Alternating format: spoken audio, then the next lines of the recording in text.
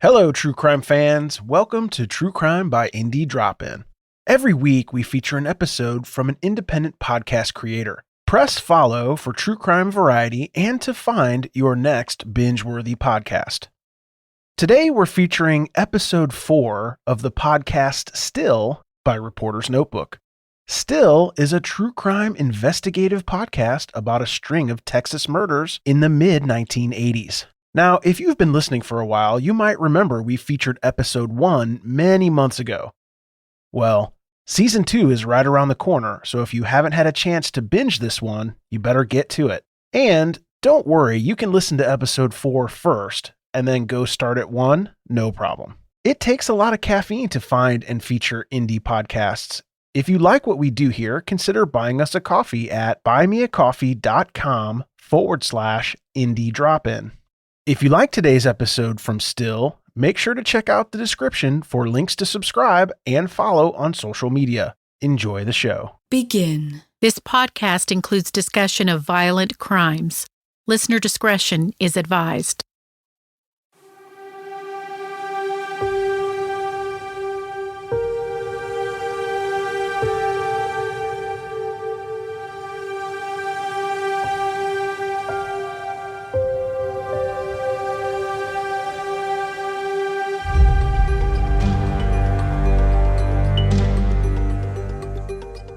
So far in our investigation,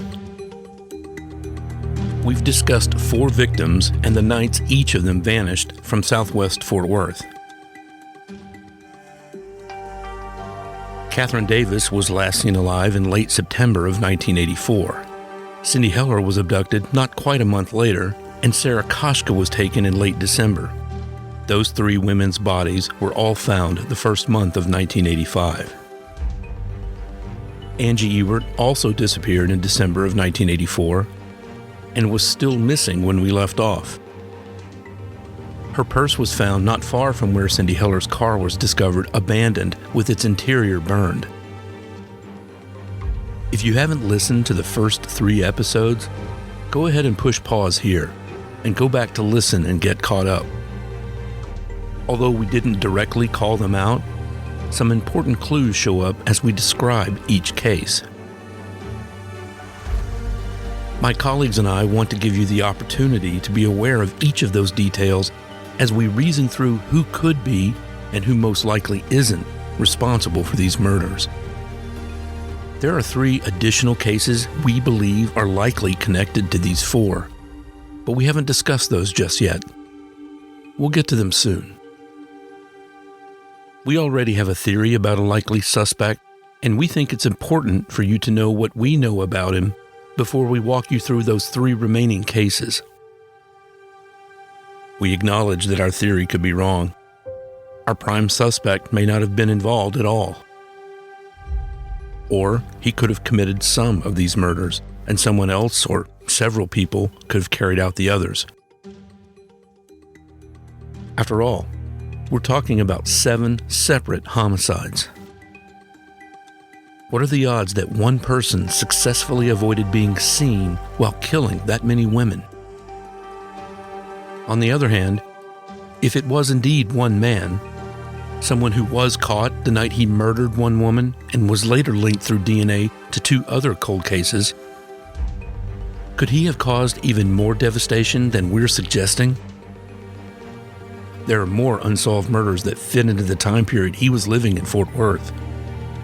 At least 3 more of those cases, not including the 3 we're still going to talk about, have made us wonder if he could have killed them too. But before we dig into that, we want to fill you in on who some of the other suspects were early in the investigation, and who realistically could still be considered a suspect in these cases. This includes several of the serial killers who were stalking North Texas women in the mid-1980s. I mean, we only found 6, but that doesn't mean that there weren't more.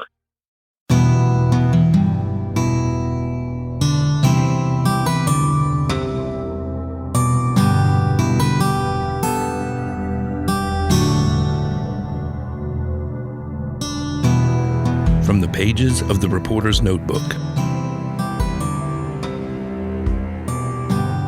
This is still.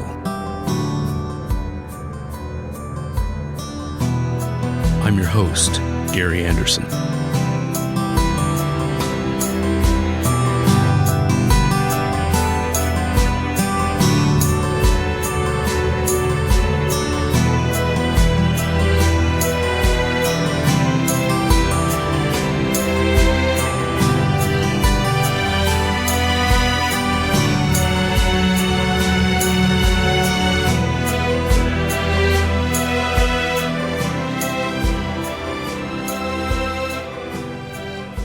In his opening statement, Weiss County District Attorney Pat Morris told the jury, "This is not going to be a pleasant experience. You're going to see and hear things that are not going to be very nice." Ricky Lee Green was 28 when he was arrested on April 27, 1989, after his wife Sharon contacted Fort Worth police and said she could no longer live with her husband's secrets. She said she was afraid of him, and she wanted to report 3 murders he committed in 1985 and a 4th in 1986. The victims were 2 women and 2 men. I think he was programmed from the time he was a child to be a killer. That's Patricia Springer talking. Patricia was a newspaper and radio reporter in the 80s. Patricia's interest in Green was piqued when a friend asked her if she thought Green could have been responsible for a different murder, her friend's daughter, Wendy Robinson. Patricia interviewed Green extensively when he was on death row and later wrote a book about his murders. Green denied killing Wendy, and another man was connected to Wendy's murder in Weatherford, Texas, just west of Fort Worth. We interviewed Patricia because she got to know Green well before he was executed. She believes abuse he endured as a child created the monster he became. His father attempted to kill him 3 times during his youth. And I asked him one time why he didn't kill his dad instead of killing all those people. And a typical abusive person's response was, "Oh, I couldn't kill him. He was too strong. He was too mighty," because their abusers are so much bigger than life. He was also sexually abused by his grandfather. His mother didn't protect him, but just all of the incidents of child abuse that he went through, both sexually and physically, really he couldn't turn out to be anything different than he is. It was the 1986 murder of Stephen Pfefferman that sent Green to death row. According to trial documents, Pfefferman was found in his East Fort Worth apartment, bound to the post of his bed with neckties. He had been castrated and stabbed several times. That crime mirrored Green's first known killing. In 1985, Green stabbed and castrated a 16-year-old boy, Jeffrey Davis. Green dumped his body in a wetland in the northwest part of the city. Sandra Bailey and Betty Jo Monroe also fell victim to Green. Green picked up both women, Sandra at a bar and Betty Jo while hitchhiking, and lured them to his trailer home. Both women's bodies were found days later, discarded, raped, and mutilated. After Green's conviction in 1990, Sharon Green stood trial the following year for her involvement in the women's murders. She received a 10-year probated sentence as part of a plea deal for turning in her husband. Could Ricky Lee Green also be responsible for any of our 7 cold cases? Patricia Springer thinks so. Oh, absolutely. I do believe that he is responsible for other murders. But trying to get the evidence is not possible right now. Patricia said none of Green's DNA was saved. After his execution, I took custody of the body. I had promised him that I would bury him. He did not want to be buried at the Pulper's site in Huntsville. Huntsville is the prison that houses Texas's execution chamber. And I had contacted authorities and had a state trooper there to take his DNA in order that it could be preserved to see if any other crimes could have been solved. Unfortunately, they told me they lost the DNA. Green and his then-wife Sharon had a daughter together. Because Green's daughter shares some of his DNA, she could help investigators determine if he did commit other murders, if sufficient evidence is available for a DNA comparison.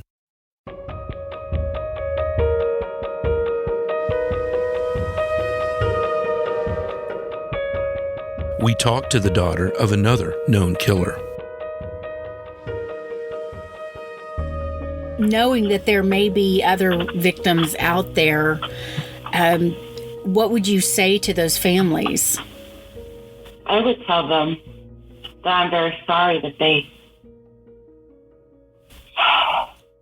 had to come into the liking of my father, and that he was very manipulative and a horrible man. And I'm truly sorry for my father's wrongdoings to them. That's Lisa Onley, the daughter of convicted rapist and murderer Lucky Lamont Odom. Odom abandoned Lisa and her mother before Lisa was old enough to develop any memories of her father. But she also asked a lot of questions as she was growing up, and along the way, she learned who her father was. Lisa graciously agreed to talk with us. I was born in 1979. I do know him and my mother met in San Antonio when she was working as a waitress on the Riverwalk. They moved in fairly quickly together, and my mother did say that he roamed around a lot, would be gone for weeks at a time, like no communication with him whatsoever. And then he would just pop up out of the blue.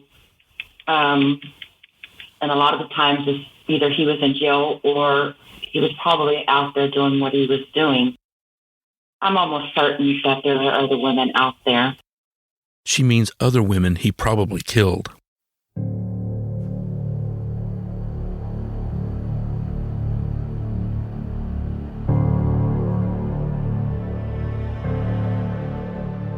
A custodian picking up trash near an elementary school playground in 1982 discovered the partially nude body of 23-year-old Catherine Monroe.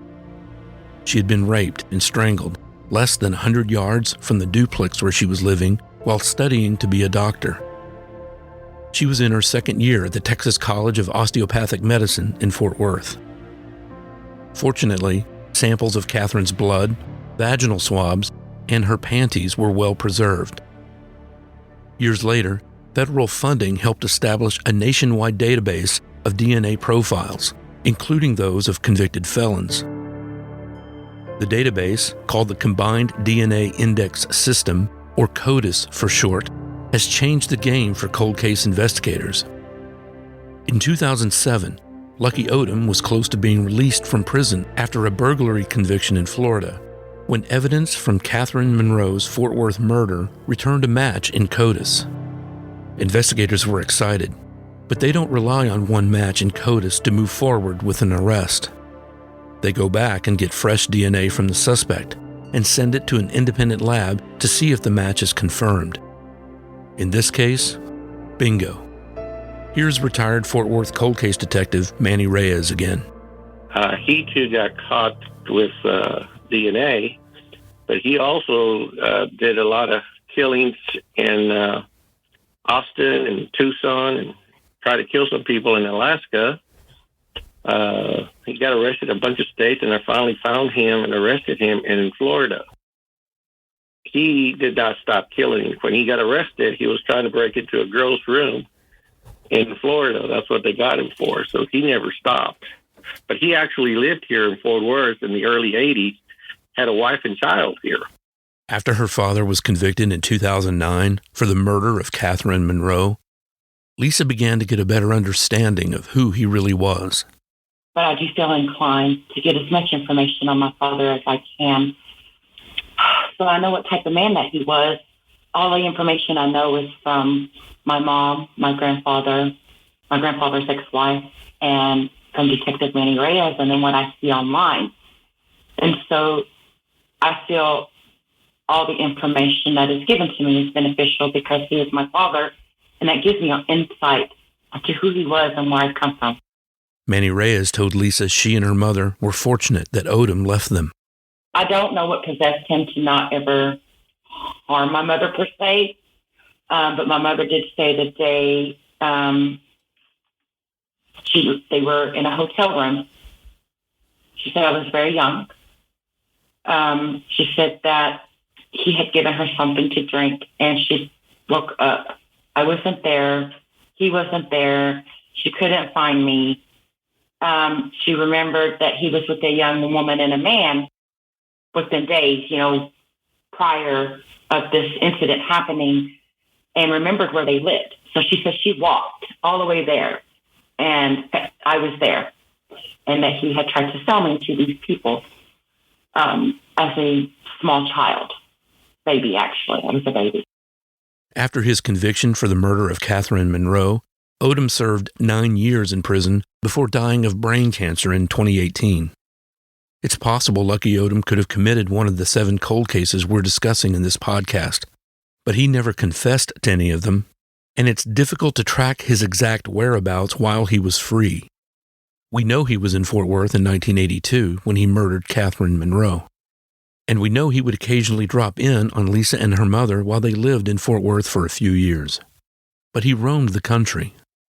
We found various arrest records for Odom spanning the last few decades. But many of Odom's crimes happened before some police departments even had computers, long before the internet, even longer before smartphones could track your location and merchants could trace transactions. Virtual footprints are all but invisible from that time period. It's easy to come to a town and not tell anybody who you are and hang out for 2-3 days and not let nobody's going to know who you are. And unless you get a ticket or the police are called and they identify you, you're not going to leave any record behind that you were here. It's like when you go on vacation, unless you use your credit card. If you go on vacation, so you just pick a place and you pay cash when you get there, and you put down whatever name you want to on the card, stay there 2-3 days, and then leave. If you didn't put your real name down, nobody will ever know that you were there unless you tell someone. And there's no way of tracking them when they don't leave some sort of paper trail behind or something that somebody identified them. When Odom was transferred to Fort Worth to be tried for the murder of Catherine Monroe, police did attempt to match his fingerprints and DNA to preserved evidence from several other 1980s cold cases. Nothing hit. But as the science around DNA evolves, that could change. Even though Odom has since died, Lisa said she's willing to provide her own DNA for future testing. I'm not ashamed of where I come from, but I am ashamed of the man who he was and who he became. I feel that there is so much left about my father to be discovered, and I'm willing to do whatever it takes to help families heal and to get answers.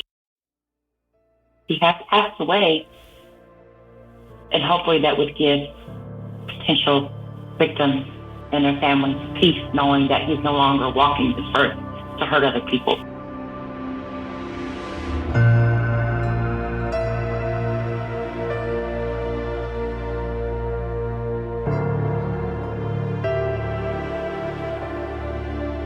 So now we have 2 men, one a confirmed serial killer, and the other a convicted murderer and rapist who police believe killed more women, hanging around Fort Worth in the mid-1980s.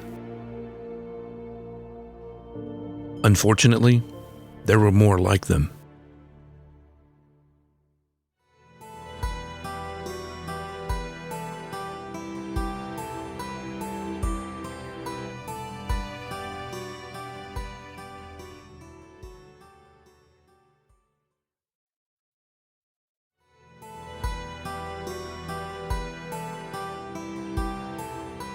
Imagine Fort Worth as a mature for its age young adult. It wears Wrangler jeans and cowboy hats and talks with a drawl. It says yes ma'am and no sir and courteously pulls over when an ambulance needs to pass. Arlington, Texas could be Fort Worth's teenage sibling, just to the east but in the same county. Arlington was raised to be respectful too, but it seems to be of a different generation, with a lot more energy and an extreme interest in sports and entertainment. The Texas Rangers play in Arlington. In 2009, the Dallas Cowboys began playing there too. Arlington has the largest population of any suburb in the entire Dallas-Fort Worth area, and was the birthplace of the now worldwide chain of Six Flags theme parks. From here, you can be in downtown Dallas in less than 30 minutes. It's also less than 15 minutes from the Wedgwood area in southwest Fort Worth, where Angie Ewert and Sarah Kashka were last seen alive in December of 1984. Just 6 months after those young women disappeared, Arlington was also the location of a different gruesome murder scene. Yes, sir. It just isn't any question that this has changed everybody's thinking in the neighborhood. In fact, some people have left the neighborhood. Others have begun to lock their doors. All in the wake of yesterday's brutal murders of 14-year-old Danielle Lemire, her 12-year-old sister Renee, and their house guest, 17-year-old John Bradley.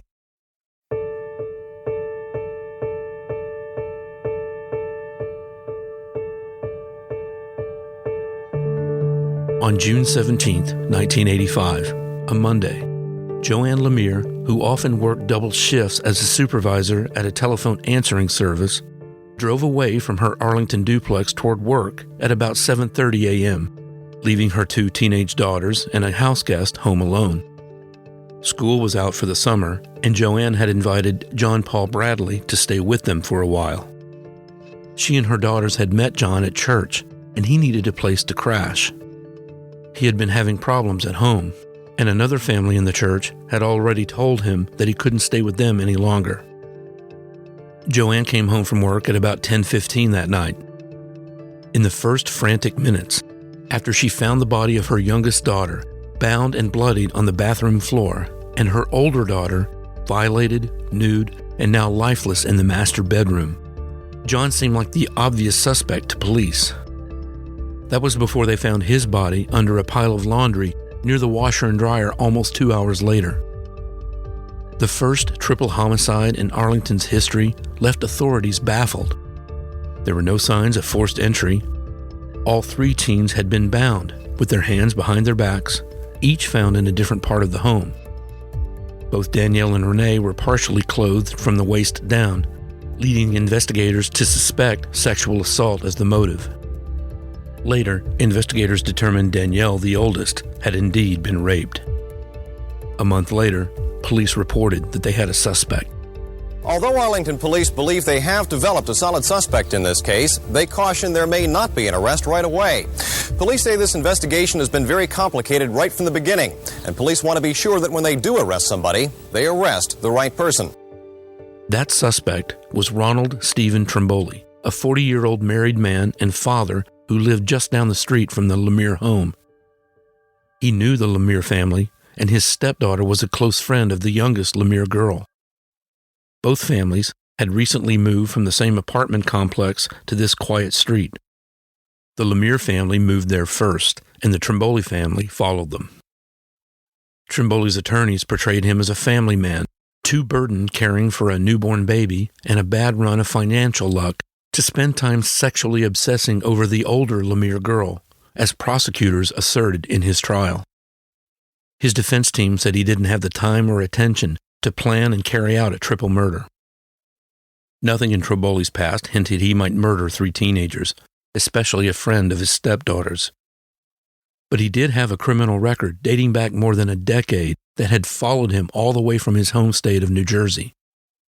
He was even on probation for previous crimes, which was revoked after the murders because he had been arrested again for criminal mischief in an unrelated case.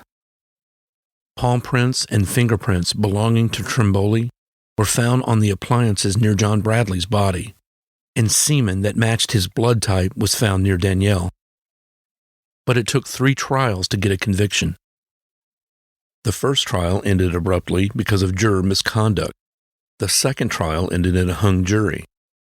But by the time his third trial came around 4 years later, DNA science had advanced, and the evidence prosecutors had was far more damning.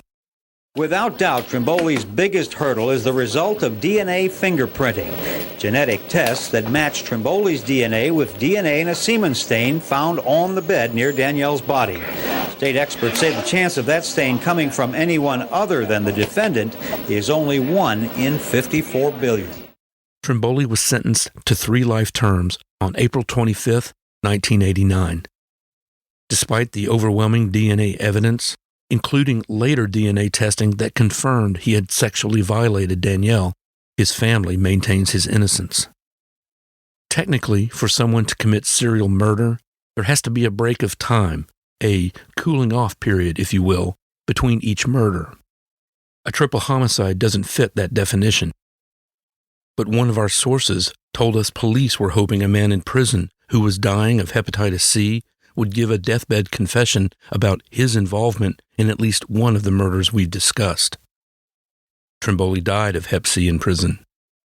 And Trimboli's apparent attraction to young girls was hard for us to dismiss as we researched known killers from this time period.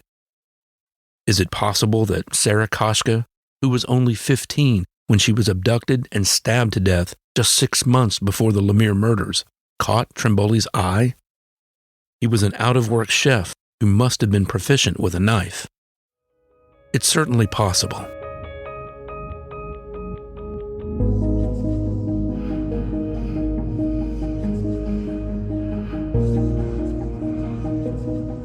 This is retired Detective Manny Reyes again. I think, at least, that yes, there's a very good possibility that some of those females were victims of a serial killer that either lived here or moved on or just passing by. Because we had Juan Segundo, he lived in Fort Worth. And when he finally stopped his spree, he moved out of Fort Worth and moved down to Cleburne. Juan Meza Segundo, a small-framed and soft-spoken man, might be the most prolific serial killer in the history of North Texas. He was arrested on April 19, 2005. DNA evidence had linked him to the 1986 rape and murder of 11-year-old Vanessa Villa. After his arrest, more DNA hits linked him to 7 other homicides in Tarrant County. When Segundo moved from Tarrant County in the late 1990s to the small Johnson County town of Cleburne, Texas, just south of Fort Worth, his urge to kill either settled down or was contained to his new home county. Really, for a serial killer to one day just completely 100% stop, it is possible. But to me, I think it's highly unlikely. They may slow down, they may slack off for a while, but the urge is still in there somewhere that they got to do it again. Just as his last known murder may not have been the end of killing for Segundo, it's possible that 11-year-old Vanessa wasn't his first victim either. His ex-wife testified that he came home one night in 1983 covered in blood. She said she looked inside his car and found a woman's purse and panties hidden under the seat. Another woman testified that Segundo had molested her years earlier, before she was old enough for kindergarten.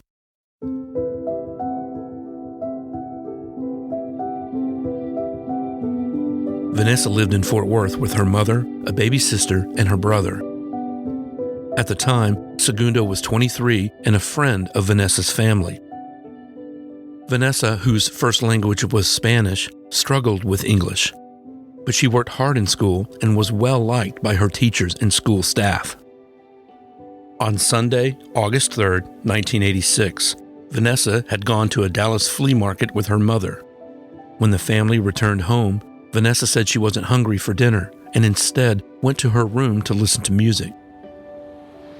3 cousins were asleep in another room, and Vanessa's mother and siblings had gone to run errands when Segundo stood on an overturned 5-gallon bucket outside her window, pushed aside a box fan, and crawled into the bedroom Vanessa shared with her mother.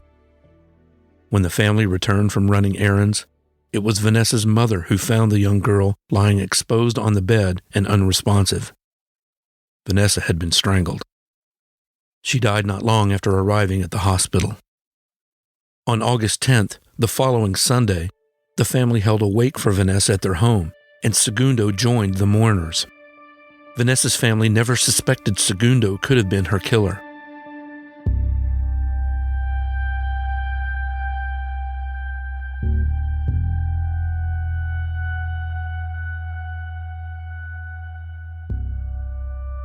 Experts divide serial killing into 2 general types, organized and disorganized. An organized killer brings everything he needs to complete the murder. A disorganized killer improvises. Even Juan Segundo, he planned, okay, this is what I'm going to do, this is how I'm going to do this. And he prepared ahead of time for his attacks. His was take all his clothes off outside, go inside naked, ready for what he was going to do, and not to take any chance of leaving any clothing behind. So that's a plan. I mean, it sounds weird and kinky and everything else, but if you look at it from a detective side, this guy planned this out perfectly. If you don't take any clothing in, you're not going to leave any behind. So if you don't leave any behind, you're not leaving evidence behind. Plus, you're also eliminating the time that it'll take for you to get naked to do what you're going to do. So it's a weird plan, but if you look at it on his side, it's actually a pretty good plan. He prepared for what he was going to do before he did it. Segundo was sentenced to death on February 15, 2007 for killing Vanessa. By then, police knew he had also killed 2 other women in the 1990s. He was scheduled to die by lethal injection in 2018, but he received a stay of execution. His lawyers called into question his mental abilities. As of February 2021, he is still on death row. So, is it possible that in late 1984, a month or so shy of turning 22, Juan Segundo abducted and killed Angie Ewert and Sarah Kashka? It's possible, but we don't think it's likely. Segundo typically entered the home of sleeping victims. The element of surprise probably gave him the advantage he needed, considering his slight build.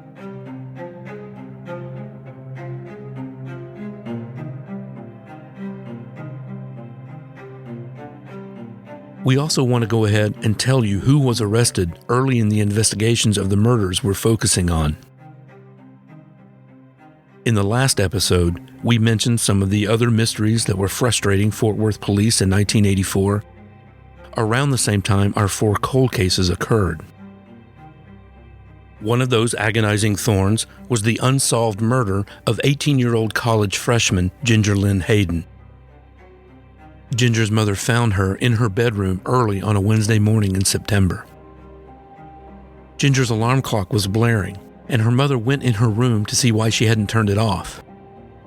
To her horror, Ginger's mother found a room in total disorder, and her daughter's bloodied and lifeless body crumpled by the bed. She'd been stabbed 57 times.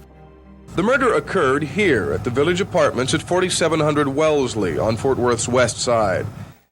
Police and the FBI suspected that her killer was someone she knew.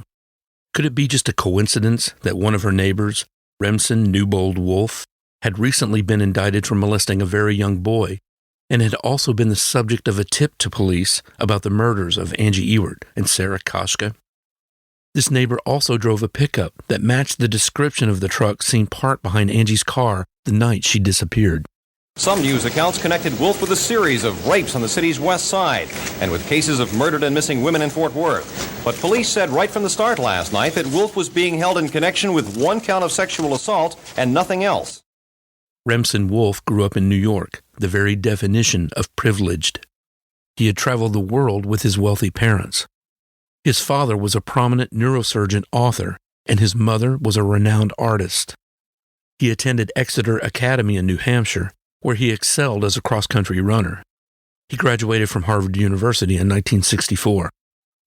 It kind of makes you scratch your head that someone with that background would later, as a divorced father and freelance photographer with no known paying work, choose to move to Fort Worth, Texas of all places. In January of 1985, after getting a tip that this 44-year-old man who has already been indicted for child molestation has photographs of area rape victims and murdered women in his apartment, police took action. That tip was passed along to police by a TV news reporter, but his source for the tip was a private investigator who had encountered Wolf during his work. The investigator earnestly believed that Remsen Wolf was the man police were looking for. The night Wolf was arrested, police conducted an extensive search of his apartment and seized several binders filled with Polaroids. None of the photos found incriminated Wolf. Eventually, police released Wolf, who later sued the TV news station for defamation. The molestation case against Wolf was later dropped because evidence in the case was somehow lost. Wolf moved back to New York, where he lived off inheritance money while continuing to travel the world, trying to make a name for himself as a photographer. After Wolf died in 1998, his protege has worked to bring attention to Wolf's collection of photography. He has primarily found success in Europe.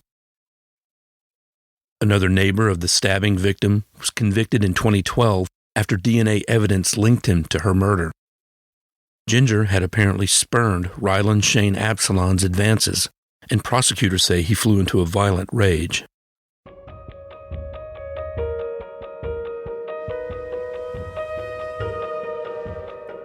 Now, we want to briefly touch on two other possible suspects for the unsolved murders we've been discussing.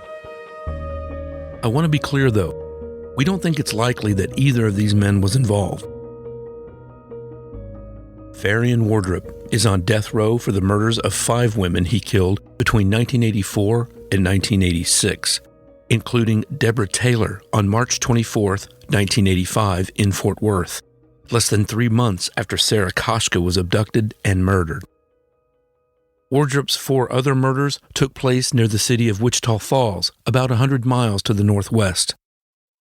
Before Deborah's murder was solved, her case was included in the investigations conducted by the Fort Worth Police Department's 1985 task force. Killing Deborah appears to have been an anomaly for Wardrop. He had traveled to Fort Worth to look for work when he met her. All his other victims lived near or in Wichita Falls, but it's not out of the realm of possibility that Wardrop chose other victims in Fort Worth besides Deborah Taylor.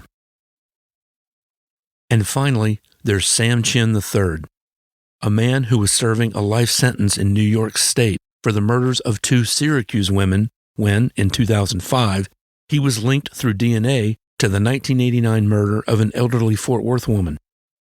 Chin had been working as a handyman in Fort Worth at the time she was killed. His known New York murders happened in 1995, but Chin had also lived in or traveled through California and Illinois.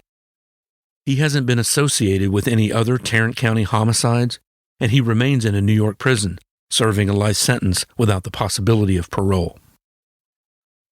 So now we have 4 more convicted murderers to add to our list of potential suspects. Ron Trimboli, Juan Segundo, Farian Wardrop, and Sam Chin can join Ricky Green and Lucky Odom as known predators who were active at the time. While we believe we have good reason to rule them out, it's possible any of them could be guilty.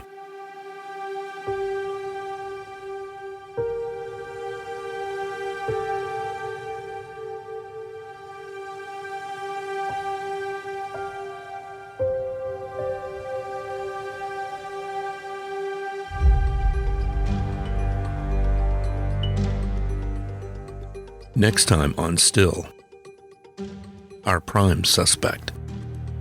And at that time, I just, pulled my gun and ordered him onto the floor.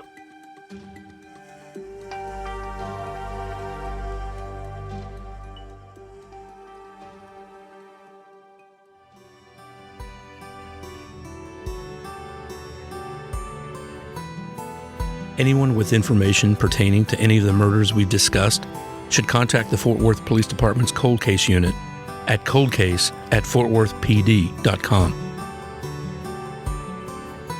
Still is a production of the Reporter's Notebook and Grayson Shaw Media. You can connect with us online at thereportersnotebook.com or via email at info@thereportersnotebook.com. Still was researched, written, and produced by Karen Shaw Anderson. Research was also provided by associate producer Christine Hughes. Original music by Smith Uoso. I'm your host and associate producer, Gary Anderson. Special thanks to everyone who graciously provided interviews and helped with our research, including those for upcoming episodes. Like, follow, and subscribe to Still on your favorite podcast platform. And follow us on Facebook, Twitter, and Instagram to join the conversation. Lamentations 3:21. Yet I still dare to hope when I remember this. Thanks again for listening to True Crime by Indie Drop-In. If you would like your show featured, reach out to us at Indie Drop-In on all social media or go to indiedropin.com. See you next time.